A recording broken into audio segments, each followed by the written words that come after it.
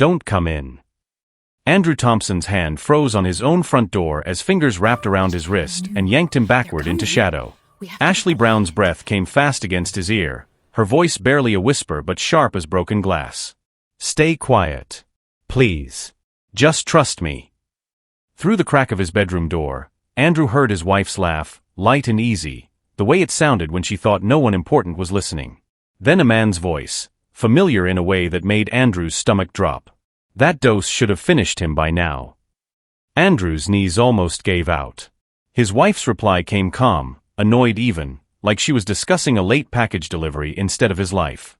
I've been doubling it every morning. He should be gone by the weekend. Every dizzy spell. Every morning he blamed stress.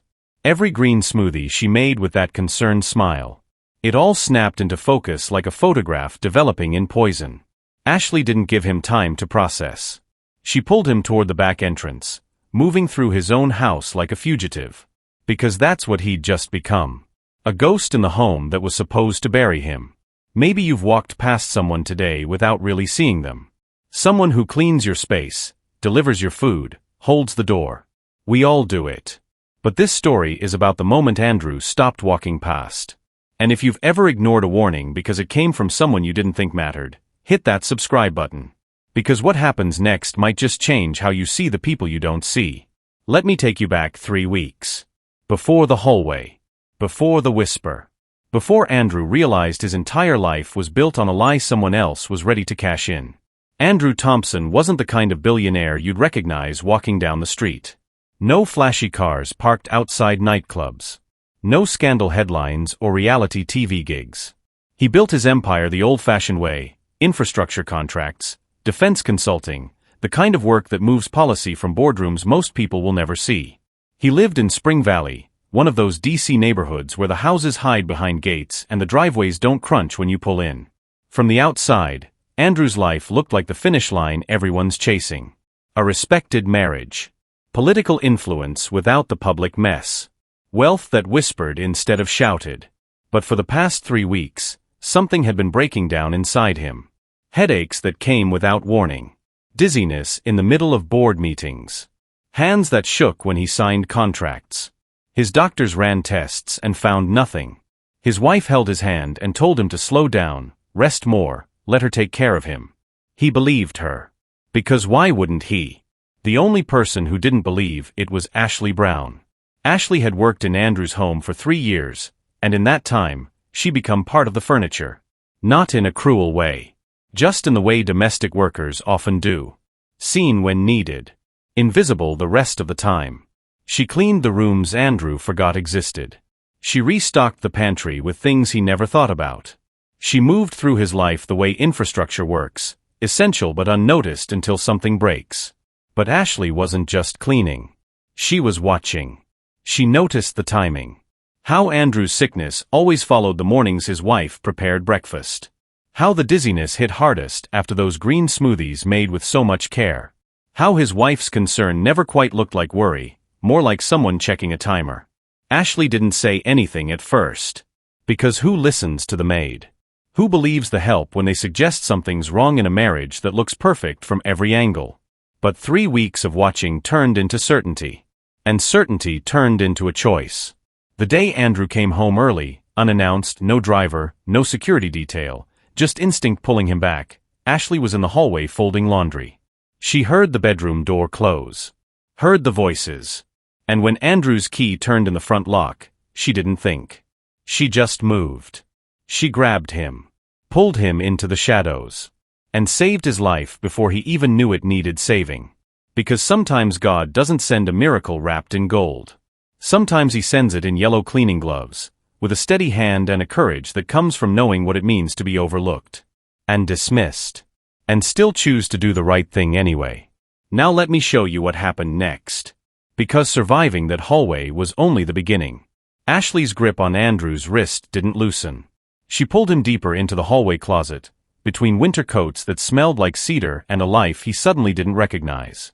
His heart hammered so loud he was sure they'd hear it through the walls. The bedroom door stayed cracked just enough. Just enough for Andrew to see shadows moving. Just enough to hear every word that would rip his world apart. He's tougher than I thought, the man said. Andrew knew that voice. It belonged to Derek Moss, his business partner. The man who'd stood beside him at contract signings. The man who called him brother. His wife Carolyn sighed like she was tired of waiting on a delayed flight. I've been putting it in everything. His coffee. His protein shakes. That green juice he drinks like religion. Her voice didn't shake. Didn't hesitate. If he makes it to Friday, I'll increase it again. Andrew's stomach twisted. The smoothies. Every morning, Carolyn made them fresh, handed them over with a kiss on his cheek, told him she was taking care of him. And he drank them. Grateful. Trusting. Like a man walking into his own grave and thanking someone for digging it. We're too close to stop now, Derek said. Once he's gone, the company transfers to you. Then we liquidate, offshore the assets, and disappear before anyone asks questions. Carolyn laughed, soft and bitter. He never even looked at the prenup revision I had him sign last year. Too busy trying to be the good husband. Andrew's legs almost buckled. That revision. She told him it was just updating outdated language, protecting them both. He signed it over dinner, didn't even read past the first page. Ashley's hand tightened on his arm, keeping him upright, keeping him silent. Her eyes locked on his, fierce and pleading. Not yet. Don't move yet. The bedroom door opened wider. Footsteps moved toward the hallway. Andrew stopped breathing. Ashley pulled him back further, behind the coats, into a corner where shadow swallowed them whole. Derek's voice got louder as he passed just feet away. I'll check in tomorrow. If he's still standing, we move to Plan B. There won't need to be a Plan B, Carolyn replied coolly. He'll be dead by Sunday. The front door opened and closed. Silence dropped like a weight. Andrew's knees hit the closet floor. His hands shook so hard he had to press them flat against the wood just to keep them still. Every dizzy spell. Every time he blamed exhaustion or stress or age. Every time Carolyn smiled at him over breakfast. It was all a countdown. A slow, deliberate murder disguised as marriage. Ashley knelt beside him, her voice low and urgent. We have to go. Now. If she finds you here. She's my wife, Andrew whispered, choking on the words. She's trying to kill you, Ashley cut him off, and the truth in her voice was harder than anything he'd ever signed. And if we don't leave right now, she'll finish the job. Andrew looked up at her, this woman he'd barely noticed for 3 years, and saw something he hadn't seen in his own home in a long time. Someone who actually wanted him alive. Ashley stood and pulled him to his feet. Back door. My car. No phones. No goodbyes. Her eyes didn't leave his. Do you trust me? Andrew didn't even hesitate. Because the people he trusted had just planned his funeral while he was still breathing. Yes. They moved through the house like shadows, slipping past rooms Andrew had paid for but never really lived in. Out the back door. Into the cool DC night. Into Ashley's beat-up Civic with the check engine light glowing like a warning. As they pulled away, Andrew looked back at his house. The lights were still on. Warm. Welcoming. A lie wrapped in brick and mortar. And for the first time in 3 weeks, his head didn't hurt. Because the poison wasn't in his body anymore. It was back there in that house, wearing his wife's face and waiting for him to come home and die. Ashley drove fast but not reckless, hands steady on the wheel, eyes checking the rearview mirror every few seconds like she expected headlights to bloom behind them. Andrew sat in the passenger seat, his mind trying to catch up with what his body already knew. He was running. From his own home. From his own wife. 3 weeks ago, Ashley said quietly, breaking the silence. That's when I first noticed. Andrew turned to her, his throat tight. Noticed what? You. She glanced at him, then back at the road. You started getting sick right after she began making your breakfast herself. Before that, the chef handled everything. But then she insisted. Said she wanted to take care of you personally. Andrew remembered. Carolyn had smiled when she said it, said she felt distant lately, wanted to do something just for him. He'd been touched. Thought maybe they were finding their way back to something real. You'd come downstairs looking fine, Ashley continued. Then 30 minutes after eating, you'd be pale. Sweating. gripping the counter like the room was spinning. Her voice stayed calm, but her knuckles were white on the steering wheel. At first, I thought maybe you had a food allergy. But then I saw the pattern. It was only on the mornings she cooked. Only after the smoothies she made. Never when the chef prepared your meals. Andrew's stomach turned. He thought back to all those mornings. Carolyn handing him the glass with that sweet, concerned look. Telling him it was full of antioxidants, superfoods, things to help him recover. And he drank every drop. Why didn't you say something? Andrew asked, his voice cracking. Ashley let out a bitter laugh. I tried. 2 weeks ago. I came to you after she left for her Pilates class. I told you I thought something in your breakfast wasn't agreeing with you. You remember what you said.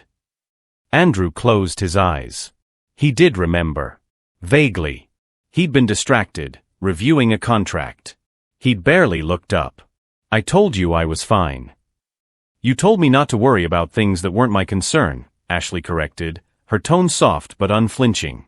You said Carolyn knew what she was doing. Shame hit Andrew like a fist. He'd dismissed her. Didn't even let her finish.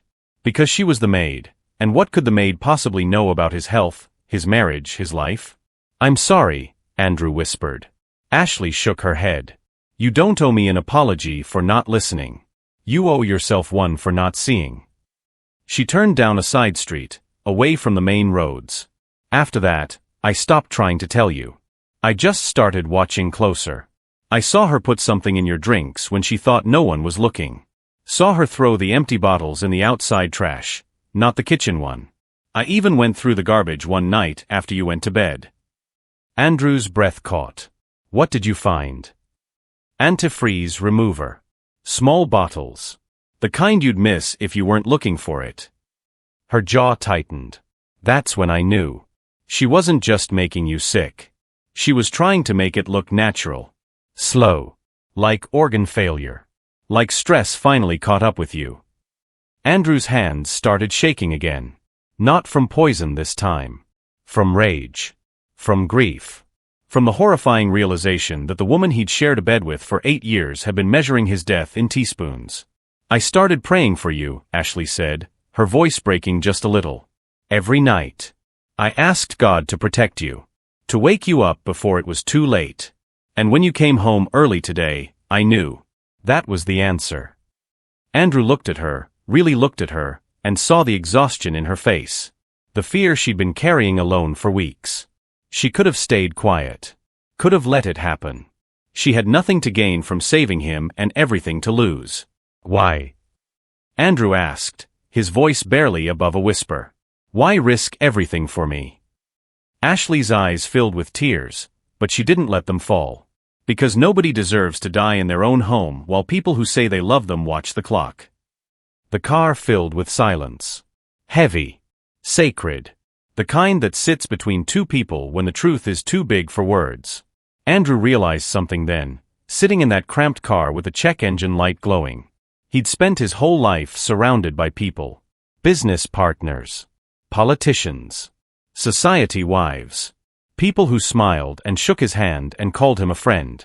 But the only person who actually saw him, who cared enough to fight for his life, was the woman he'd never bothered to really see at all. And that realization hurt worse than any poison ever could. Andrew's instinct kicked in the moment they pulled into a dark 7-Eleven parking lot. His hand went to his pocket, reaching for his phone, his lifeline, his access to everything that had always worked before. I need to call someone, he said, pulling out his iPhone. I'll call the police. I'll call my lawyer. Ashley's hand shot out and grabbed his wrist. No. Andrew stared at her. What do you mean, no? Ashley, my wife just tried to kill me. We need to think, Ashley interrupted, her voice hard in a way he'd never heard before. You call the police, what happens next? They arrest her. They protect me. That's how this works. Ashley let out a breath, something between a laugh and a sob. Andrew, that's how it works when you're normal. You're not normal. You're a billionaire with government contracts and political connections. You think Carolyn planned this alone? You think Derek didn't make sure all the exits were covered? Andrew opened his mouth to argue, then stopped. Derek. His business partner. The man with access to everything Andrew had built. The man with connections in places Andrew didn't even think about. Captain Jennings, Andrew said slowly. He's a friend. He's been to my house for dinner. He wouldn't. He eats from Derek's hand, Ashley said flatly. I've seen him there. At your house. Late nights when you were traveling. Carolyn and Derek meeting with him in your study. You think that was about charity galas? Andrew's stomach dropped. Jennings. The cop he'd donated to. The one he'd helped get promoted. The one who always showed up when Andrew needed a favor. You call him, you're not calling for help, Ashley continued. You're telling them exactly where you are. And then what? You think they'll let you walk into a courtroom? You think they'll risk you talking? The words landed like stones. Andrew looked down at his phone, the device that had always been his power, his access, his proof that he mattered. Now it felt like a tracking device. A leash. So what do I do? Andrew asked, hating how helpless he sounded. You disappear, Ashley said. Right now. Completely. I can't just disappear. I have a company. I have board meetings. I have. You have people trying to kill you, Ashley cut him off. Everything else is just noise. Andrew stared at the phone in his hand. His whole life was in this device. Contacts. Accounts. Proof of who he was. Without it, he was just another face in a city full of them. Give it to me, Ashley said, holding out her hand. Ashley. Give it to me. Her voice didn't rise, but something in it made Andrew listen. He placed the phone in her palm. She looked at it for a moment, then rolled down the window and threw it into a dumpster behind the 7-Eleven. It clattered against metal and disappeared into garbage. Andrew flinched like she'd thrown away a part of him. My whole life was on that phone. Your whole death was on that phone, Ashley replied. They can track it. Ping it. Use it to find you in under an hour. She turned to him, her eyes fierce. You want to live, you stop being Andrew Thompson right now. No phone. No credit cards. No access to anything they can follow. Andrew's hands were shaking. Not from poison this time. From the terrifying realization that everything he thought protected him, his wealth, his name, his connections, had just become weapons pointed at his chest. Take off your watch, Ashley said. Andrew looked down at his Patek Philippe. His father's watch. The one he never took off. Ashley, this was. I know what it was, she said gently. But it's also worth more than most people make in a year. And it's recognizable. You wear that into the wrong place. Someone will remember. Someone will talk. Andrew's fingers moved to the clasp. They trembled. This watch had been on his wrist the day he signed his first contract. The day he got married. The day he thought his life was everything it was supposed to be. He unclasped it and handed it to Ashley. She took it carefully, like she understood what it meant, then tucked it into her glove compartment. We're going somewhere safe, Ashley said, starting the car again. Somewhere they won't think to look. Where? Andrew asked. Ashley pulled out of the parking lot and onto a road Andrew didn't recognize. My home. Andrew blinked. Your. Ashley, if they find out you helped me, they'll come after you. Then we better make sure they don't find out. She glanced at him, and for the first time since this nightmare started, she almost smiled. You're not the only one who knows how to disappear. Difference is, I've been invisible my whole life. Now it's your turn to learn. As they drove deeper into parts of D.C., Andrew had only seen from highway overpasses, he realized something that made his chest tighten. He'd spent his entire life building doors. Buying access. Collecting keys. But the only door that mattered now was the one Ashley was opening for him. And it led to a world where his name meant nothing, and survival meant learning to live like the people he'd never bothered to see. Ashley's neighborhood didn't show up on the Spring Valley maps Andrew knew. The streetlights flickered like they were tired of trying. Chain-link fences marked property lines instead of hedges. Corner stores with barred windows stayed open late, not for convenience, but for necessity. Andrew kept his head down like Ashley told him, the borrowed Nationals cap pulled low over his face. She'd handed it to him from her back seat without a word. No logos he'd recognize. No brands that screamed money. "Stay close," Ashley murmured as they got out of the car. "Don't make eye contact. Don't look lost." Andrew nodded, but everything about him screamed lost. The way he walked. The way he held himself. Even without the watch and the phone, he looked like someone pretending to blend in, and that was its own kind of danger. A group of young guys stood outside a row house, music drifting from a speaker, voices low. One of them looked up as Andrew passed. Their eyes met for just a second. Andrew looked away first. "You walk like someone's chasing you," Ashley said under her breath as they turned onto her street. "Relax. You belong here." "I don't," Andrew whispered back. "Then fake it.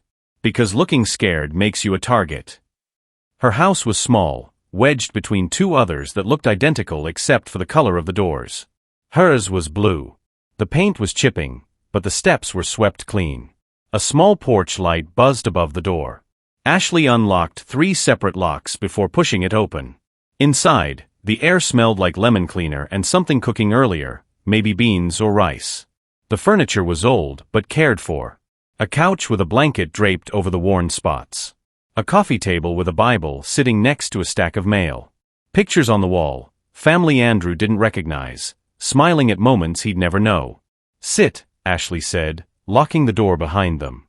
Andrew sat on the couch, suddenly aware of how much space he took up. He felt too big for this room. Too out of place. His hands didn't know where to rest. Ashley disappeared into the kitchen and came back with a glass of water. "Drink." Andrew took it, his hand still shaking. The water tasted clean. Simple. Nothing added. Nothing hidden. He drank it all. "You'll stay here tonight," Ashley said, sitting across from him in a chair that creaked under her weight. "Maybe longer, depending on how fast they move." "Ashley, I can't put you in danger like this. If they find out." "They won't," she interrupted. "Because nobody looks at people like me. We're background noise. Invisible. That's the one advantage we've got." Andrew set the glass down, his throat tight. "I never thought of you that way." Ashley's smile was sad. "Yes, you did. You just didn't realize it." The words stung because they were true. Andrew thought back to 3 years of Ashley moving through his house. He couldn't remember a single conversation longer than a few sentences. Couldn't remember asking her how her day was. If she had family. If she was okay. He built an empire on reading people, on knowing who to trust, who to leverage. But he'd never once looked at the woman cleaning his floors and wondered what kind of strength it took to do that work with dignity. What kind of faith kept her showing up? What kind of heart made her risk everything to save a man who'd never really seen her? "I'm sorry," Andrew said, and this time he meant it in a way that went deeper than words. Ashley nodded slowly. "I know." A sharp knock rattled the front door. They both froze. Ashley stood, motioning for Andrew to stay quiet. She moved to the window and pulled the curtain back just an inch. A woman's voice called from outside. "Ashley, I know you're home. I saw your car." Ashley exhaled and opened the door a crack. "Mrs. Simmons.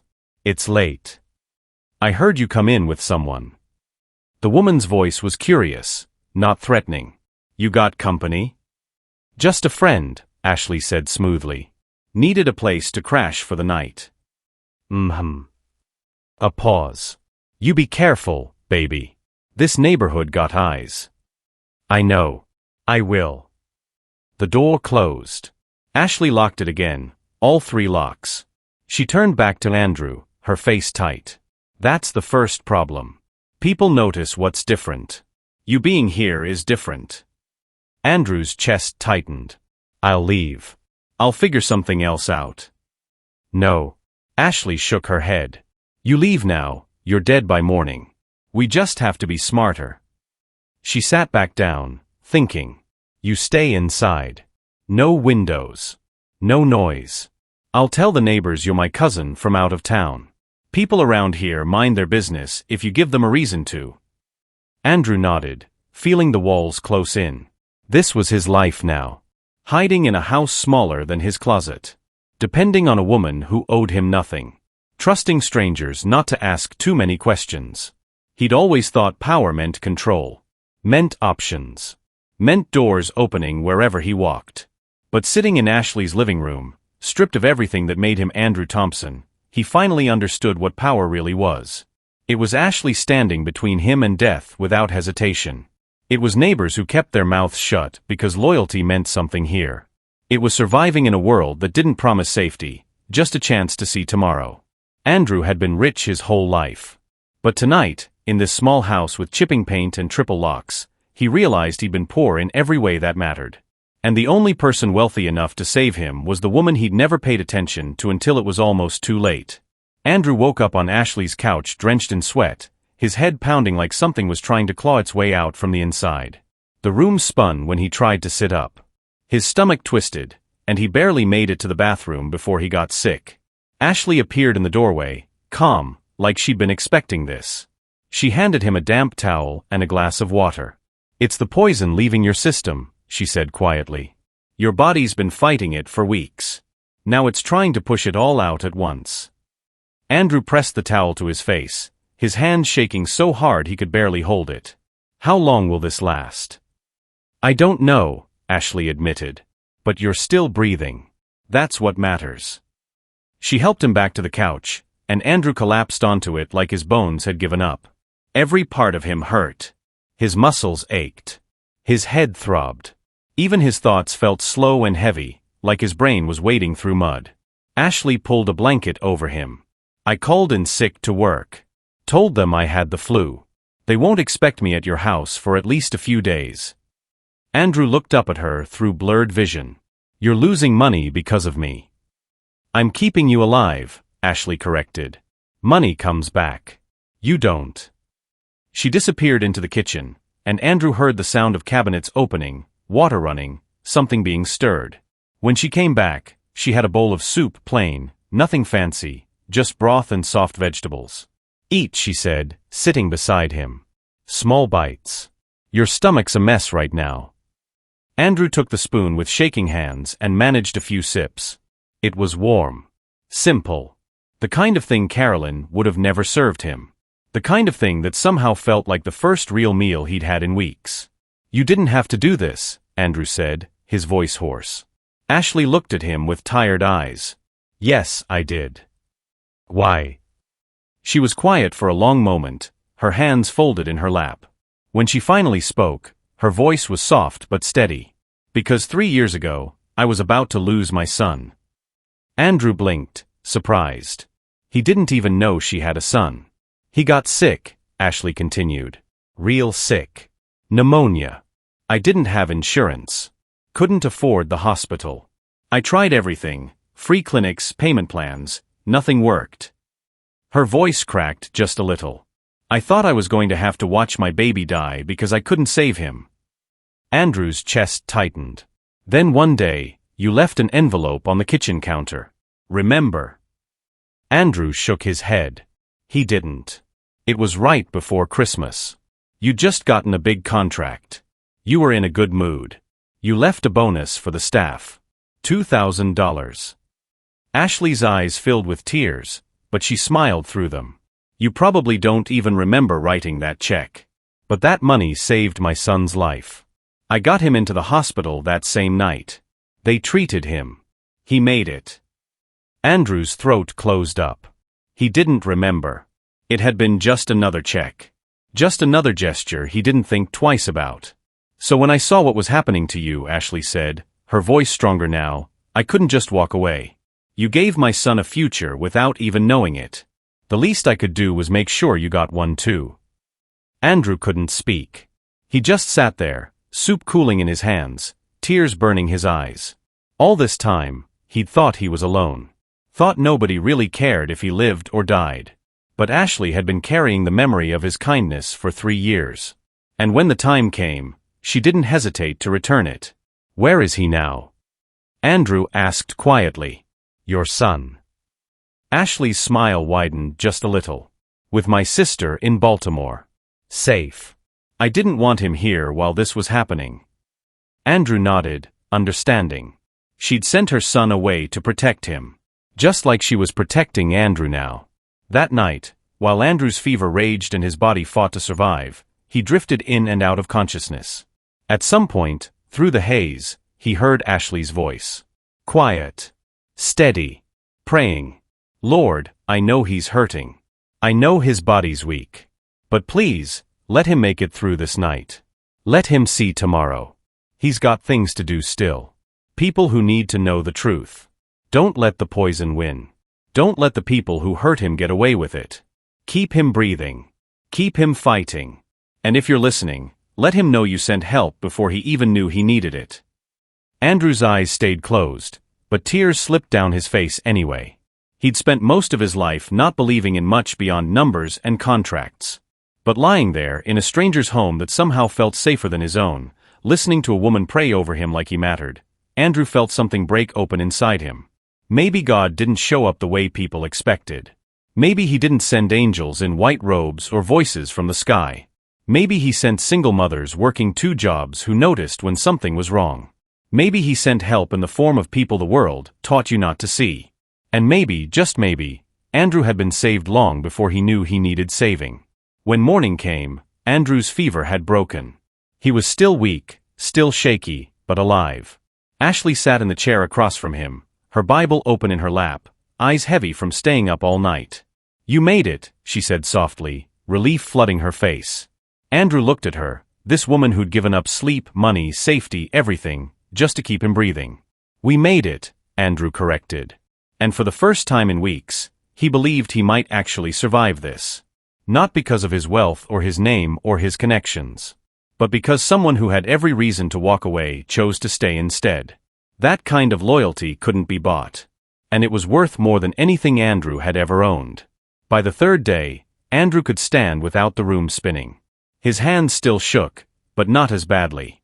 The poison was losing its grip. But the danger wasn't. Ashley came home from a quick trip to the corner store, her face tight with worry. She locked the door behind her and set a bag of groceries on the counter harder than necessary. What's wrong? Andrew asked, sitting up straighter on the couch. Ashley didn't answer right away. She moved to the window, pulled the curtain back just enough to look outside, then let it fall closed. Mrs. Patterson across the street asked me about you again, Ashley said, her voice low. Asked how long your cousin was staying. Said her nephew's a cop and she's happy to have him check in if I need help. Andrew's stomach dropped. She thinks I'm trouble. She thinks you're different, Ashley corrected. And different gets noticed. Different gets talked about. She turned to face him. We've been lucky so far. But luck doesn't last in neighborhoods like this. People watch out for each other, which means they watch everything. Andrew ran a hand through his hair, frustration and guilt twisting in his chest. I'm putting you at risk just by being here. You think I don't know that? Ashley's voice rose, just a little, and Andrew heard the fear underneath it. You think I'm not scared? I've got a son to think about. A life. But I'm not going to throw you out on the street to die just because it's safer for me. Andrew stood, his legs still unsteady. Then let me leave. I'll figure something out.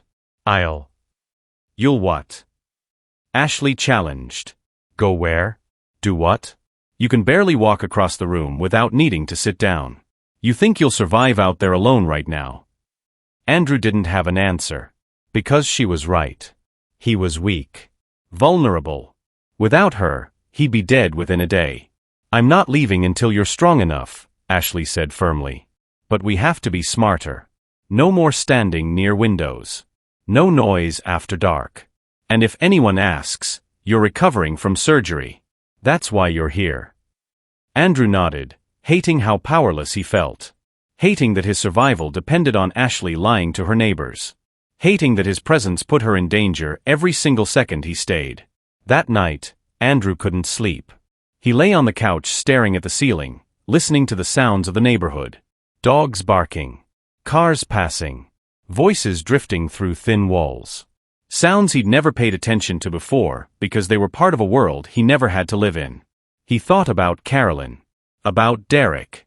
About all the people in his life who'd smiled at him while sharpening knives behind their backs.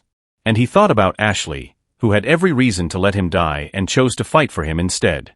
Around midnight, Andrew's phone, The burner Ashley had bought him at a gas station buzzed. A news alert. His heart stopped when he read the headline. Billionaire Andrew Thompson missing. Wife pleads for his safe return. Andrew's hands shook as he opened the article. There was Carolyn, standing outside their Spring Valley home, tears streaming down her face, begging for anyone with information to come forward. She looked devastated, terrified, like a woman whose husband had vanished without a trace. The article said Andrew hadn't been seen in 3 days, that his car was found abandoned near Rock Creek Park, that police were investigating but had no leads, that Carolyn was offering a reward for information. It was a masterpiece of lies, and the whole city was buying it. Andrew set the phone down, his chest tight. They'd already written his story, already painted Carolyn as the grieving wife. If Andrew showed up now, alive, trying to accuse her, who would believe him? She had the police, the media, the narrative. He was a ghost in every sense of the word. Ashley appeared in the doorway, her robe pulled tight, eyes worried. You saw? Andrew nodded, unable to speak. Ashley sat beside him, her presence steady in the chaos. They're pushing the story before you can tell yours. How do I fight that? Andrew whispered. They have everything. I have nothing. Ashley was quiet for a moment. Then she said, You have the truth. And you have me. She looked at him, her eyes fierce. They think you're gone. That means they'll get careless. People always do when they think they've won. Andrew wanted to believe her. But doubt crept in like poison all over again. What if the truth isn't enough? Ashley reached over and placed her hand over his, grounding him. Then we make it enough.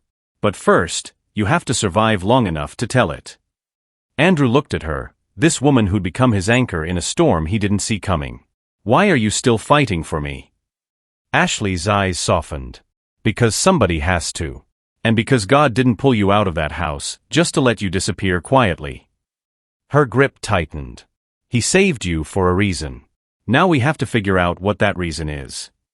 For the first time since this nightmare started, Andrew felt something other than fear.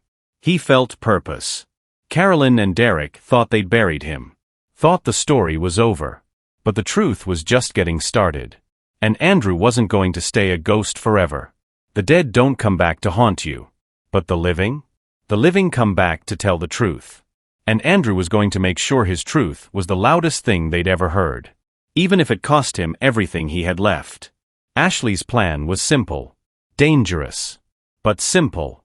They think you're dead or hiding, she said, pacing her small living room. So they're going to get comfortable. They're going to move forward with whatever they planned next. And when they do, they'll slip up. Andrew sat forward, stronger now, his mind finally clear. So we wait for them to make a mistake. No. Ashley stopped pacing and looked at him. We make them make a mistake. Andrew's brow furrowed. How? Ashley pulled out her phone and scrolled through something. Then she turned the screen toward him. It was an event listing. A charity gala at the Smithsonian. High profile. Political donors. Business elites. Carolyn's world. She'll be there, Ashley said. Tomorrow night. I saw the invitation on your counter weeks ago. She's hosting a table. Playing the grieving wife while raising money for some foundation. Andrew's jaw tightened. Of course she would. Carolyn never missed an opportunity to be seen. Especially now, when playing the victim gave her power. You want me to go there, Andrew said slowly. Walk into a room full of people who think I'm dead. I want you to walk into a room full of people who can't ignore you once they see you're alive, Ashley corrected. Carolyn can control the story when you're not there. But if you show up in public, in front of cameras and witnesses, she can't make you disappear again. Not without exposing herself. Andrew stood, adrenaline cutting through the fear. She'll have security. Derek will be there. They'll try to get me out before anyone realizes what's happening. Ashley nodded. That's why I'm going with you. Andrew's head snapped toward her. Absolutely not. You've risked enough. I'm not putting you in that room. You don't have a choice, Ashley said, her voice steady. You go alone, they'll spin it. Say you're having a breakdown. That you're confused. But if I'm there, if I tell people what I saw, what I heard, you're not just a man with a story. You're a man with a witness. Andrew wanted to argue. Wanted to protect her the way she'd protected him. But deep down, he knew she was right. This wasn't just about survival anymore. It was about making sure the truth couldn't be buried. Okay, Andrew said quietly. We do this together. Ashley smiled, but it didn't reach her eyes. Then we better make sure we don't die tomorrow night. The next evening, Andrew stood in front of Ashley's bathroom mirror, barely recognizing himself. She'd taken him to a thrift store that afternoon, bought him a suit that fit well enough, nothing flashy, nothing expensive. Just a man in a decent suit. Forgettable. Until he opened his mouth. Ashley appeared behind him in the mirror, dressed in a simple black dress, her hair pulled back. She looked different. Stronger. Ready. You remember the plan? She asked. Andrew nodded. We go in separately. I wait until she's on stage. Then I step forward. And I record everything, Ashley finished. No matter what happens, the truth goes live. Even if they drag us out, the video's already uploading. Andrew turned to face her. If this goes wrong. It won't, Ashley interrupted. But her hands were shaking just a little when she picked up her purse. They drove to the Smithsonian in silence, the weight of what they were about to do pressing down like gravity. When they arrived, the entrance was lit up with lights, cameras, people in gowns and tuxedos gliding through the doors like they owned the world. Andrew used to be one of them. Now he was about to burn that world down. Ashley parked a block away. They got out separately. She went in first, blending into the crowd as catering staff slipped through side entrances. Andrew waited 5 minutes, then walked toward the front entrance, his heart pounding so hard he thought it might break through his chest. Security stopped him at the door. Name: Andrew Thompson. The guard's face went pale. He looked down at his tablet, then back up at Andrew like he was seeing a ghost. Sir, you're listed as missing. Andrew finished. I know. But I'm here now. And I'd like to see my wife. The guard stammered, unsure what to do.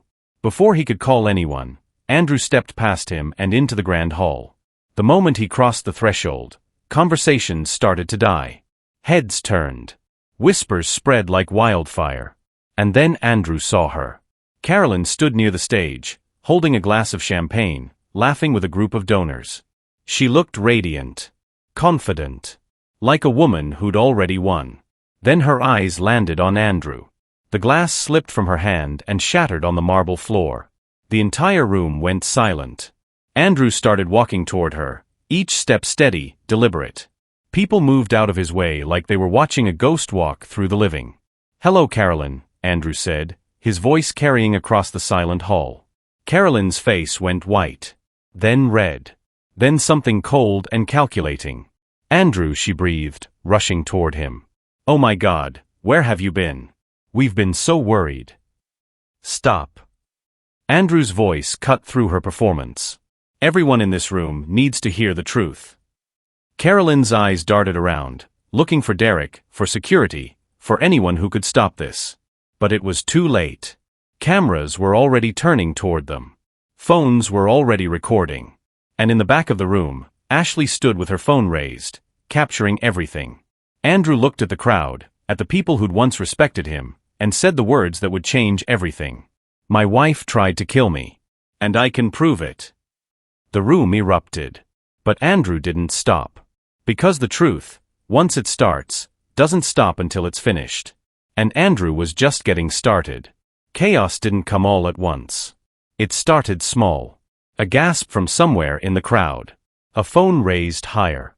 Then another. Then a dozen. The kind of moment that doesn't stay contained because everyone knows they're witnessing something that'll be everywhere by morning. Carolyn's face shifted fast, from shock to panic to something Andrew had never seen before, cold, raw calculation. She reached for his arm, her voice dropping into something soft, concerned, meant for the audience now watching. Andrew, sweetheart, you're not well. You've been missing for days. Let me get you help. Andrew pulled his arm back. I've been hiding. Because you poisoned me. The words landed like a bomb. The room went from murmurs to dead silence. Every eye locked on them. Every phone still recording. Carolyn's laugh came out sharp, defensive. That's insane. Andrew, you're clearly confused. I heard you. Andrew's voice didn't rise, but it cut clean. 3 days ago. In our bedroom. You and Derek Moss. Talking about how the dose should have killed me by now. How you'd been putting it in my drinks every morning. More gasps. Heads turning, looking for Derek in the crowd. Andrew spotted him near the back, already moving toward the exit. But security, the real kind, not the kind Derek paid off, stepped in his way. You're having a breakdown, Carolyn tried again, her voice louder now, appealing to the crowd. He's been under so much stress. He doesn't know what he's saying. I know exactly what I'm saying. Andrew turned to face the room, addressing everyone now, not just her. For 3 weeks, my wife made me breakfast. Smoothies. Coffee. Told me she was taking care of me. And every time I drank, I got sicker. Dizziness. Shaking hands. My doctors couldn't find anything wrong because they weren't looking for poison. A woman in the crowd, someone Andrew recognized from the hospital board, stepped forward. Andrew, that's a serious accusation. I have a witness. Andrew's eyes found Ashley in the crowd. She stepped forward, phone still recording, her hands steady now. Carolyn's eyes went wide when she saw Ashley. The maid. She laughed, bitter and disbelieving. You're going to believe the maid over me? Her name is Ashley Brown, Andrew said, his voice hard. And she saved my life when everyone else was watching me die. Ashley stepped closer, her voice calm but clear. I heard them. Mrs. Thompson and Mr. Moss. Talking in the bedroom 3 days ago. They didn't know Mr. Thompson came home early. Didn't know I was there. They talked about the poison. About how long it would take. About what they'd do with his money once he was gone. Carolyn's face twisted. This is ridiculous. She's lying.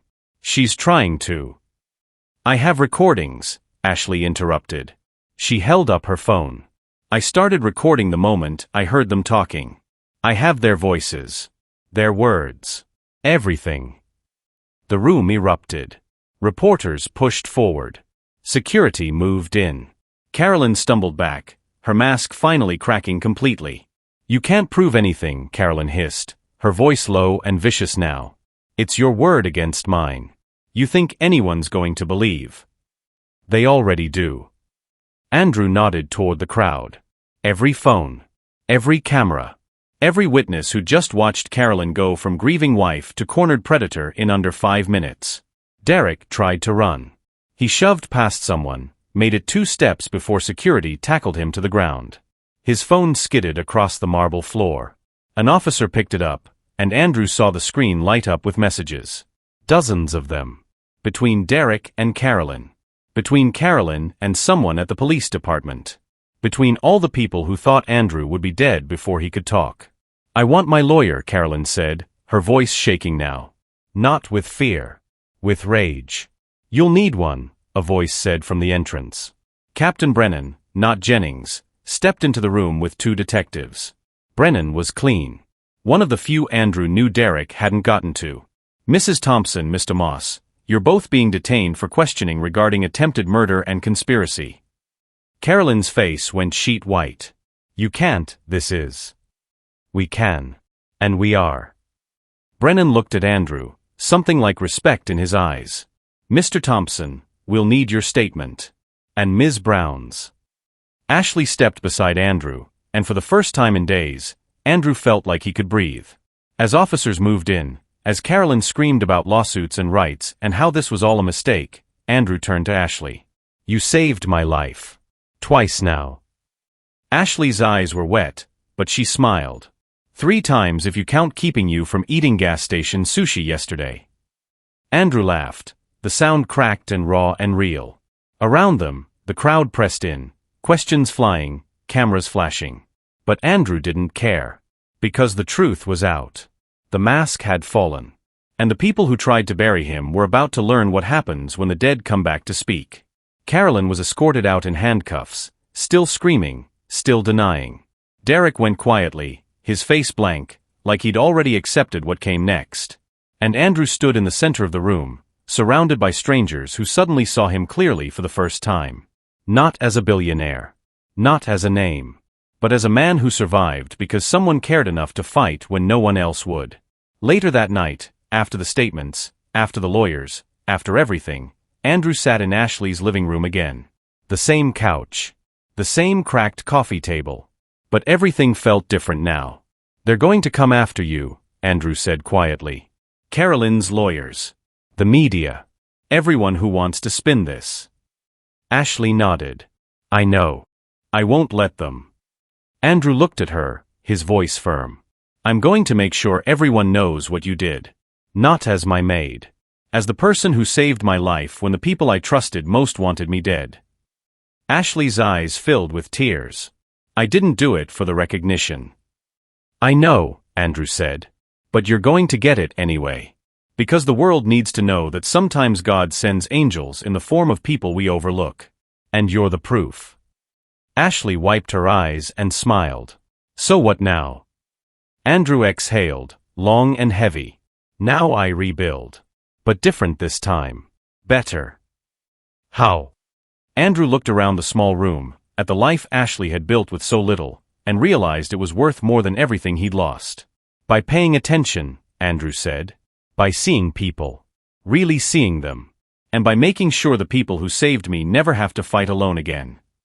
Ashley reached over and squeezed his hand. "Sounds like a good place to start." And for the first time in weeks, Andrew believed it. Not because the danger was over. Not because the fight was won. But because he'd learned something in the darkness that he'd never understood in the light. Wealth isn't what you own. It's who stands beside you when everything falls apart. And Andrew had finally learned to see the richest person in the room. 3 months later, Andrew stood in a courtroom and watched Carolyn and Derek get sentenced. Attempted murder. Conspiracy. Fraud. The judge's voice was steady, clinical, as he handed down years that would take them far from the life they tried to steal. Carolyn didn't look at Andrew once. But Derek did. And in his eyes, Andrew saw something he recognized now, the emptiness that comes from building a life on betrayal. When it was over, Andrew walked out into the DC sunlight, and Ashley was waiting on the courthouse steps. "How do you feel?" she asked. Andrew thought about it. "Like I can finally breathe." They walked together down the steps, past reporters shouting questions, past cameras trying to catch his reaction. Andrew ignored them all. Because the story he cared about wasn't the one they wanted to sell. The real story was quieter. Smaller. But it mattered more than any headline ever could. A week later, Andrew stood in front of his company's board of directors and made an announcement that sent shockwaves through the business world. "I'm stepping down as CEO," Andrew said, his voice calm, certain. "Effective immediately." The board erupted in protests. Questions. Concerns about stock prices and investor confidence and what this meant for the future. Andrew raised a hand, and the room quieted. "For years, I built this company thinking success meant money and power and influence. And I was wrong." He looked around the table at faces he'd known for decades. "Real success is measured in the people who stand by you when everything falls apart. And I failed at that until someone showed me what it actually looks like." He paused, letting the words settle. "I'm not disappearing. I'm refocusing. I'm starting a foundation dedicated to supporting domestic workers, service industry employees, and the people we depend on but rarely see. Because someone saw me when I needed it most. And I'm going to spend the rest of my life making sure people like her never go unnoticed again." The board was silent. Some faces showed confusion. Others showed something like respect. Andrew didn't wait for their approval. He walked out of the boardroom and into a future he was building on purpose this time, not power. That afternoon, Andrew met Ashley at a small community center in her neighborhood. They'd been planning this for weeks. A scholarship fund for single parents trying to get degrees. A legal aid clinic for workers facing abuse. A network of resources for people like Ashley who held families and communities together with grit and faith. "You didn't have to do all this," Ashley said, looking around the room filling with people who'd never had access to someone like Andrew before. "Yes, I did," Andrew said simply. "You gave me a second chance. This is me using it right." Ashley smiled, and Andrew saw something in her face he'd spent 3 years missing: pride. Strength. The kind of dignity that doesn't come from wealth, but from knowing your worth regardless of what the world says. As the event began, as people shared stories and tears and hope, Andrew realized something that would have seemed impossible 4 months ago. He was happier now than he'd ever been in Spring Valley. Happier than he'd been in boardrooms or galas or rooms full of people who knew his name but not his heart. Because for the first time, Andrew wasn't building monuments to his own success. He was building bridges to people who'd been building their whole lives without anyone noticing. And that felt like the kind of legacy worth leaving. Later that night, Andrew drove Ashley home. The same beat-up Civic she'd saved his life in. He'd offered to buy her a new car. She'd refused. Said this one still ran fine. "You're impossible," Andrew said, pulling up to her house. "I'm consistent," Ashley corrected with a smile. Andrew turned off the engine and looked at her. "I need to say something." Ashley waited. "Thank you." Andrew's voice cracked just a little. "Not just for saving my life. For showing me what life is actually supposed to look like. I spent 50 years chasing things that didn't matter. And it took almost dying to realize the most important person in my world was someone I walked past every day without seeing." Ashley's eyes filled with tears. "You see me now." "I do," Andrew said. "And I'm never looking away again." They sat in comfortable silence for a moment. Then Ashley spoke, her voice soft but steady. "You know what I think?" "What?" "I think God didn't just save you that day. I think He saved both of us." She looked at Andrew, her eyes bright. "You needed someone to pull you out of the darkness. And I needed to remember that my voice matters. That standing up makes a difference. We saved each other." Andrew felt the truth of it settle in his chest. She was right. This wasn't just his story. It was theirs. "So what now?" Andrew asked. Ashley smiled. "Now we keep going. Keep building. Keep seeing people who need to be seen." Andrew nodded. "Together." "Together," Ashley agreed. As Andrew drove home that night, past streets he used to ignore, through neighborhoods he used to avoid, he thought about wealth. Real wealth. The kind that doesn't show up on a balance sheet or a Forbes list. Real wealth was Ashley's hand pulling him into safety when death was seconds away. It was her faith keeping him alive when poison was in his blood. It was her courage standing beside him when the whole world was watching. Real wealth was knowing that when everything you built collapses, someone will still fight for you. Not because of what you own, but because of who you are. And Andrew had spent his whole life being rich without ever understanding what it meant to be wealthy. But he understood now. He understood that the most valuable thing he'd ever been given wasn't an inheritance or a contract or a deal. It was a second chance. A new lens. A glimpse into a world where worth isn't measured in dollars, but in the quiet, relentless dignity of people who survive with grace. Andrew thought about Carolyn. About Derek. About all the people who saw him as a means to an end. And he felt something unexpected, not anger but pity. Because they'd spent their whole lives chasing wealth and missed it completely. Weeks later, the media storm died down. The trial faded from headlines. Life moved on the way it always does. But Andrew's life didn't go back to what it was. Because he wouldn't let it. He sold the Spring Valley house. Too many ghosts. Too many lies hidden in expensive furniture. He bought a modest place in Ashley's neighborhood. Nothing fancy. Just a home where he could see the people he'd been ignoring his whole life. He started showing up to community meetings. Listening. Learning. Using his resources to amplify voices that had been shouting into silence for years. And every Sunday, Andrew sat in the back row of Ashley's church, listening to a pastor talk about grace and redemption and the God who sees people when the world doesn't. It felt like coming home after 50 years of being lost. One Sunday after service, a young man approached Andrew. Nervous. Hesitant. "Mr. Thompson?" Andrew turned. "That's me. I'm Ashley's son, Marcus." Andrew's chest tightened. This was the boy. The one Ashley had saved with a check Andrew didn't remember writing. The one whose life had given Andrew his own back. "I've heard a lot about you," Andrew said, shaking Marcus's hand. Marcus smiled. "Same. My mom says you're trying to be better." Every day, Andrew admitted. Marcus nodded, like he understood something deeper. That's all any of us can do. Andrew looked at this young man, full of potential and promise, and realized something. The check he wrote years ago didn't just save Marcus's life.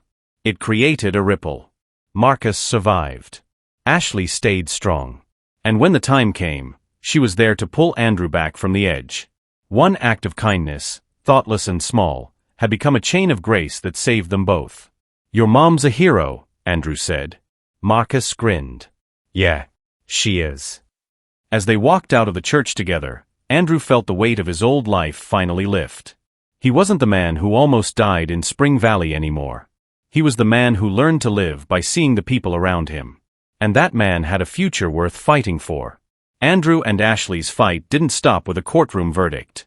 It continued in scholarship funds, in policy changes, in lives rebuilt one person at a time. Because that's what real change looks like. Not a headline. 100 small acts of seeing people and refusing to look away. If this story made you feel something, if it made you think about the people you walk past without noticing, then maybe it's working the way it's supposed to. Maybe you'll see someone tomorrow you didn't see today. Maybe you'll ask their name. Hear their story. Stand beside them when they need it most. That's the legacy Andrew's building now. Not in buildings or balance sheets, but in the lives of people who finally have someone willing to fight for them. And if you believe some people are saved for a reason, if you believe every life has a story worth telling, then this is just the beginning. Because justice isn't a moment. It's a movement. And it starts when people like you decide the invisible deserve to be seen. Subscribe if you believe in second chances. Subscribe if you believe in people who fight for others when the world looks away. Because this story isn't over. And the next chapter is already being written.